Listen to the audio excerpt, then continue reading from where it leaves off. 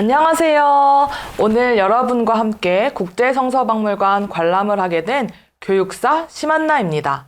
오늘은 여러분과 국제성서박물관에서 소장하고 있는 유물들을 살펴보고 그 속에 담긴 인문학적인 역사와 변화에 대해서 같이 알아보는 시간을 가지려고 합니다.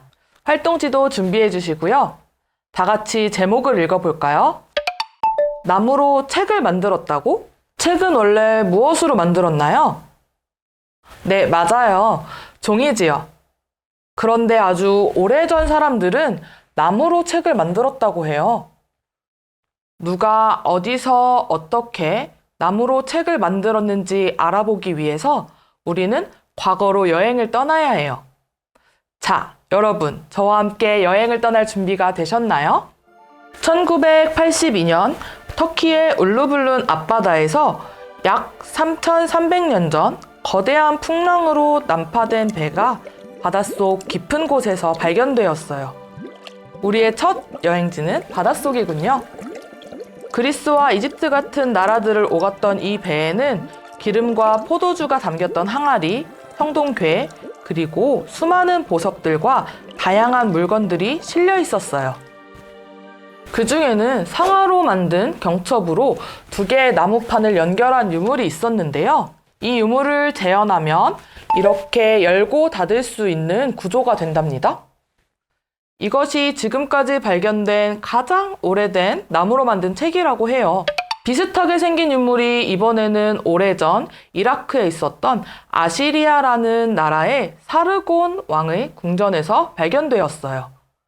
2700년 전에 만들어진 이 판은 전체가 코끼리 상아로 만들어졌다고 해요. 16개의 판이 연결되어 마치 책의 페이지를 형성한 것 같았다고 해요. 그런데 글씨가 없는 이 판을 어떻게 책이라고 할 수 있을까요? 그 답을 우리는 그리스와 로마에서 찾아볼 수 있어요. 여기 2500년 전 토기 위에 그려진 그리스 남자의 모습을 볼 수 있는데요. 무릎에 무엇인가를 두고 사용하고 있네요. 나무로 만든 2개의 판을 펼쳐놓고 글을 기록하고 있는 것이랍니다. 고대 그리스어로 이 나무판을 타블라라고 불렀어요. 손에는 펜과 비슷한 것을 들고 있네요. 타블라 위에 글씨를 적기 위한 도구인데요. 그리스어로 이 펜은 스틸루스라고 불렀어요. 요즘 우리가 태블릿 PC와 스마트펜을 들고 있는 모습과 비슷하지 않나요? 맞아요. 그리스어 타블라가 영어로 태블릿이 되었고 스틸루스는 영어의 스타일루스라고 불리면서 지금 우리의 스마트펜이 되었어요. 이제 로마로 여행을 떠나볼까요? 기원 후 79년, 지금으로부터 거의 2000년 전 화산 폭발로 사라진 로마의 폼페이라는 도시를 기억하나요? 이곳에는 화려한 로마의 도시와 수많은 사람들이 화산재에 덮여져 있는 채로 발견되었어요. 벽에 그려진 프레스코에 로마인들의 모습이 남아있어요. 이 부유한 여인은 타블라를 손에 들고 있네요. 무엇을 기록했을까요? 스타일루스를 입에 대고 깊은 생각에 빠져있는 모습이 인상적이네요. 문제를 풀어볼까요?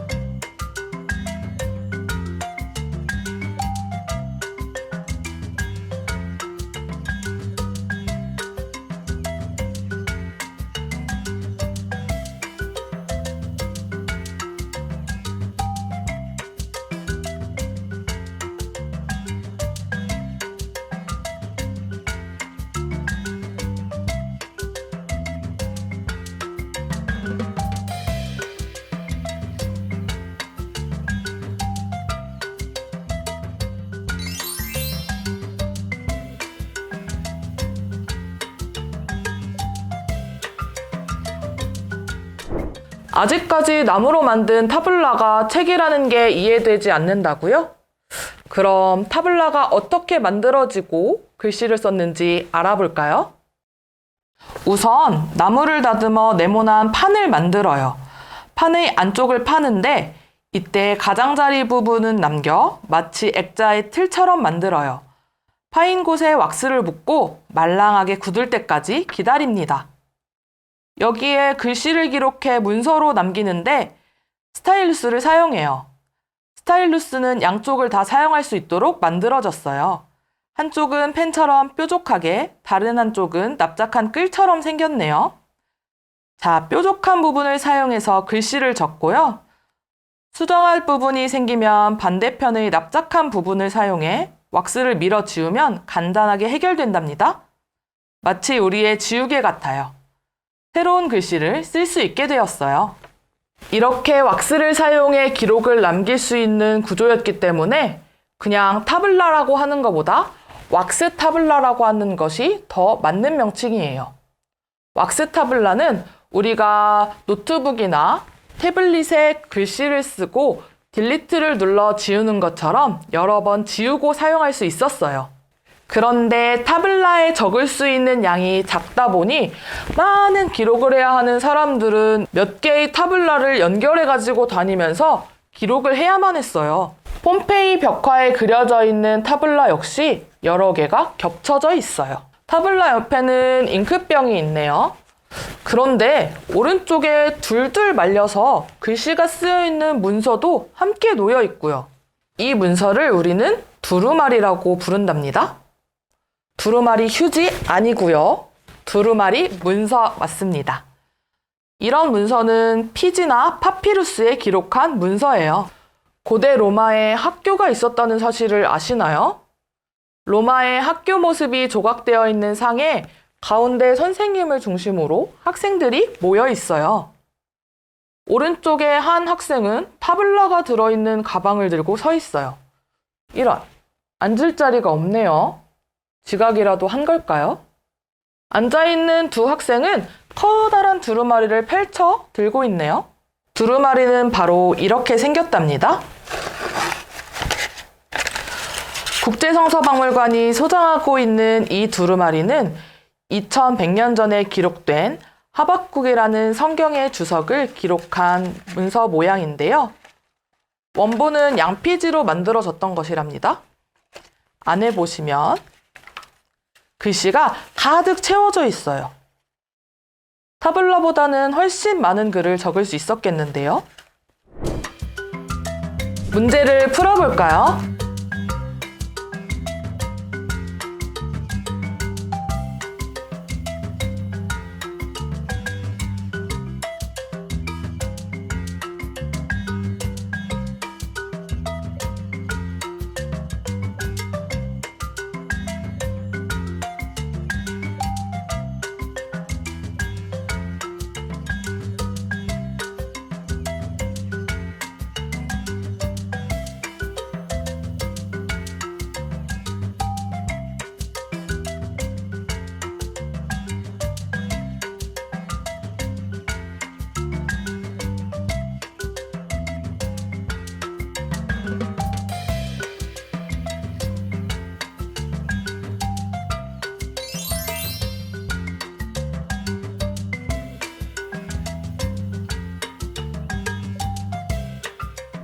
왁스 타블라가 사용되던 시기에 중동과 지중해 지역에서는 파피루스와 피지로 만든 두루마리에 많은 기록을 남겼어요. 파피루스와 피지가 무엇이냐고요? 나무로 책을 만든 과정을 이해하려면 파피루스와 피지에 대해서도 알아야겠네요. 파피루스에 대해서 알기 위해서는 이집트로 여행이 필요해요. 파피루스는 이집트 나일 강가에서 자라는 갈대인데요. 어떻게 두루마리 형태로 변했을까요? 먼저 강가에 자라있는 파피루스를 잘라서 40cm 길이로 다듬어 줍니다. 껍질도 제거하고요. 파피루스 내부의 끈적끈적한 섬유질을 얇게 세로로 갈라줍니다. 이렇게 자른 조각은 염료를 탄 물에 넣어 부드럽게 만들어주고 가로, 세로 번갈아 쌓아가면서 면의 모양을 만들어요.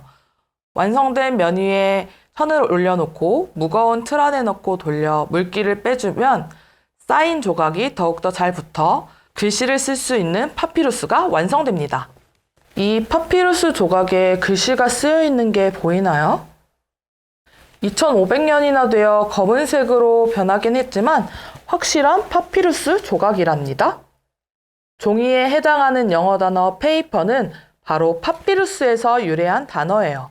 여러 개의 파피루스를 연결해서 긴 두루마리의 형태로 사용하기도 했어요. 그런데 기원 후 1세기경 이집트와 그리스의 다툼으로 이집트에서 파피루스를 수출하지 않겠다고 선언하면서 파피루스보다 피지를 더욱 많이 사용하게 되었습니다. 피지에 대해서도 알아볼게요. 피지는 양, 소, 염소 같은 동물들의 가죽을 종이처럼 얇게 만든 것인데요. 보통은 양피지라고 말합니다.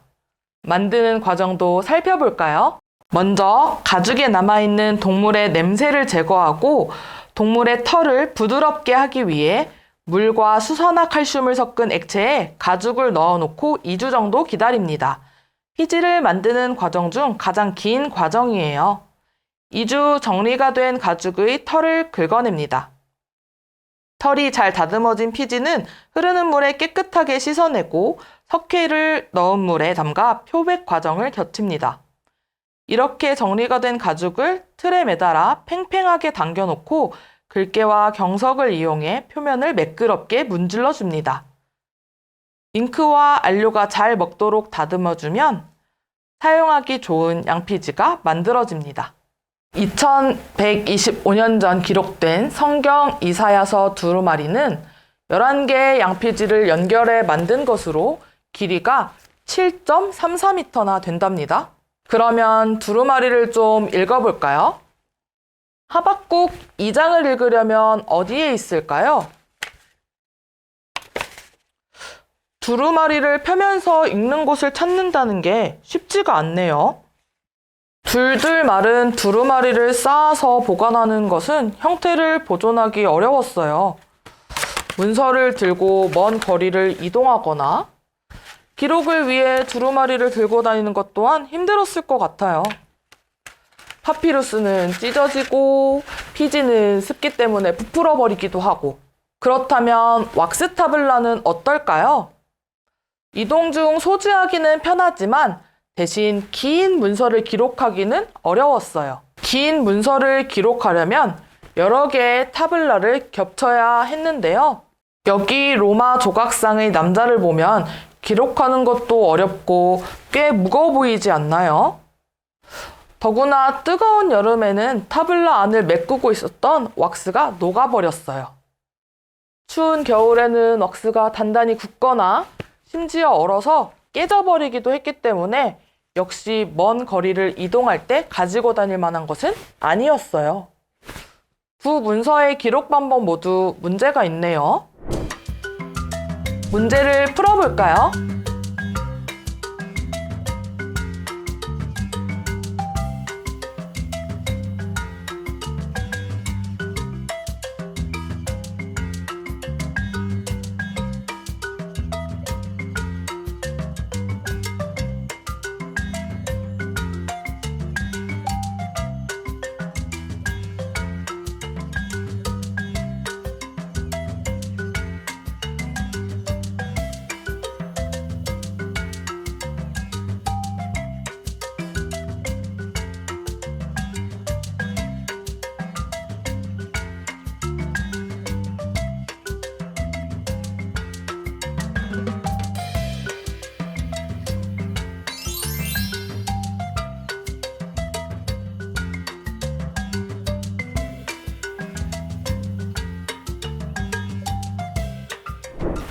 이때 굉장히 유명한 사람이죠. 바로 로마 공화정의 지도자 중에 한 명이었던 율리우스 시저가 타블라에 사용되던 나무판에 파피루스 두루마리를 접어넣어 우리의 노트처럼 들고 다니면서 기록을 시작했다고 해요. 이 방법은 지금까지의 고민을 한 번에 날려주는 기발한 것이었죠. 당시 유대인들은 성경 두루마리를 만들 때 글을 단으로 나누어 적는 기록 방식을 사용하고 있었는데요. 문장을 같은 크기의 단으로 기록한 후 이렇게 지그재그로 접으면서 한쪽 끝을 묶어줘요. 이제 이 페이지들의 묶음을 타블라에 사용되던 나무판으로 덮어볼까요?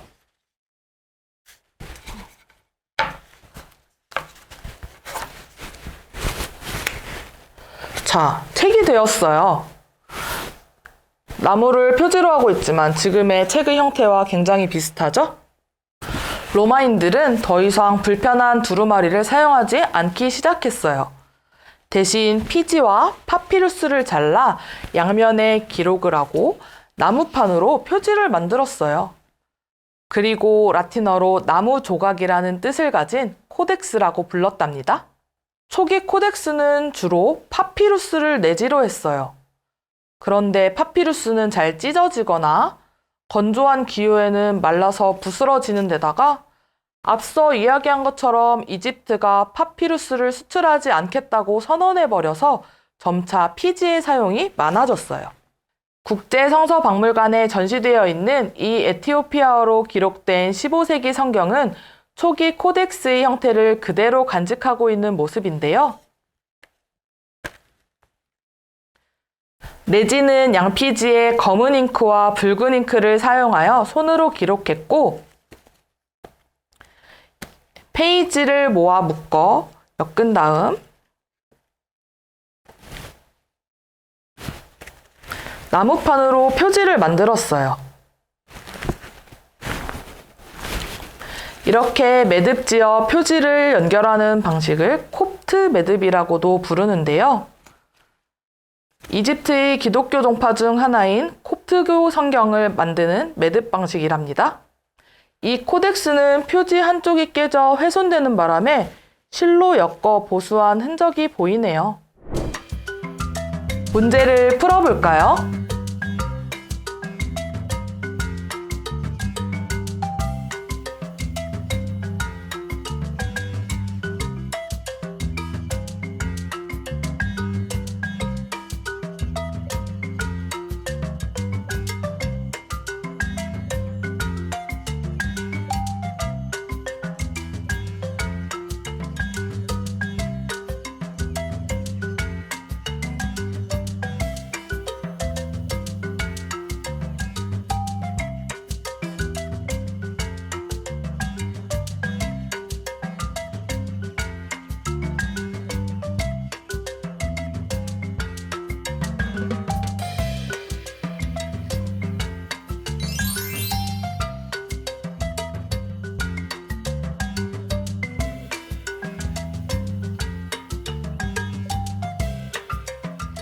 코덱스는 점점 발전해서 유럽의 모든 문서를 기록하는 방법이 되었습니다. 물론 유럽의 문서 중 성경이 워낙 많다 보니 성경을 코덱스라고 부르기도 했지만 나무로 표지를 만든 모든 책의 형태를 코덱스라고 말할 수 있답니다. 자, 그럼 좀 더 발전한 유럽의 코덱스는 어떻게 만들었을까요? 먼저 내지를 잘 접어 정리하여 쌓아 묶음을 만들어 망치로 두드려줍니다. 묶여진 페이퍼를 얇고 단단한 가죽으로 길게 댄 후 린넨실을 이용하여 엮습니다. 묶여진 페이퍼가 빠져나가지 않도록 위와 아래도 연결합니다. 연결된 페이퍼 묶음을 나무 겉표지로 또한 단단하게 연결합니다. 연결한 후 필요 없는 실은 정리해줍니다. 묶인 코덱스를 고정할 수 있는 틀에 끼워놓고 페이퍼의 모양을 정리합니다. 정리된 코덱스의 페이퍼 묶음들이 틀어지지 않도록 다시 한번 바느질을 해줍니다. 가죽에 접착제를 바르고 완성된 코덱스 겉을 감싸줍니다. 책등 부분을 단단하게 붙여주고 겉표지까지 꼼꼼하게 정리합니다. 가죽을 덧댄 코덱스 등 부분에는 제목을 적어 넣어 코덱스를 꽂아 보관한 후 원하는 코덱스를 찾는데 더욱 쉽게 되었습니다. 두루마리에 비해 코덱스는 어떤 페이지든지 편편한 상태로 펼쳐진다는 것, 원하는 페이지를 쉽게 찾을 수 있다는 것, 페이지의 앞뒷면 모두 기록할 수 있다는 것, 나무를 표지로 해서 안의 내용이 보호될 수 있다는 것, 이동할 때 소지가 쉽다는 것 등 훨씬 더 좋은 점들이 많았습니다. 도서관이나 사무실의 문서를 정리할 때는 코덱스를 쌓아 올려두거나 꽂아서 정리해두면 됐기 때문에 보관하기가 훨씬 좋았답니다. 국제성서박물관에 전시되어 있는 이 작은 피지는 800년 전 기록된 파리 포켓 성경이라는 코덱스의 두 페이지가 연결되어 있는 건데요. 영상에서 본 것처럼 양피지를 반으로 접어 가운데 구멍을 통과해 페이지를 연결했기 때문에 여길 보면 두 페이지가 붙어 있어요. 이 작은 페이지 안에 손으로 글을 쓰고 다양한 물감을 사용해 그림을 그려 넣었다니 정말 힘든 작업이었겠어요. 이 코덱스 역시 한때 나무로 된 표지로 덮어 사용했겠죠? 이렇게 작은 코덱스가 있기도 했지만 50cm 높이가 되는 코덱스도 있었답니다. 이 표지는 1455년 유럽에서 최초로 금속 활자를 발명한 구텐베르크가 만든 성경 초판 겉표지랍니다. 나무 표지는 가죽을 입히기도 하고요. 금속 장식을 달아 아름답게 꾸몄어요. 구텐베르크가 금속 활자 인쇄기를 발명하면서 유럽 사람들은 더 이상 손으로 글을 쓸 필요가 없었어요. 양피지보다는 종이를 사용하기 시작했고, 겉표지는 값비싸고 무거운 나무를 사용하기보다는 종이를 눌러 두껍게 만든 하드보드지를 사용했어요. 그리고 라틴어 코덱스보다는 영어의 북이라는 단어가 더 많이 사용됐습니다. 맞아요. 우리가 알고 있는 책이라는 단어예요. 북은 너도밤 나무라는 뜻의 독일어 복에서 유래되었다고 해요. 문제를 풀어볼까요?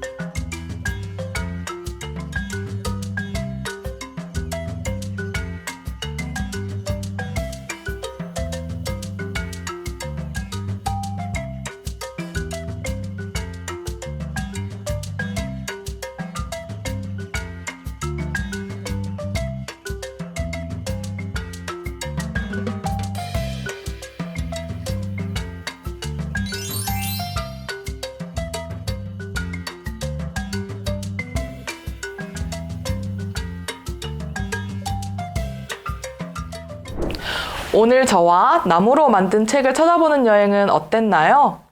더 많은 유물과 이야기를 접하시려면 국제성서박물관으로 찾아와 주세요. 여러분을 기다리겠습니다. 저도 오늘 내용들을 다시 돌아보며 책을 읽고 정리를 좀 해야겠어요. 제 책은 태블릿에 담겨 있네요. 우리는 어느새 타블라를 다시 사용하고 있어요.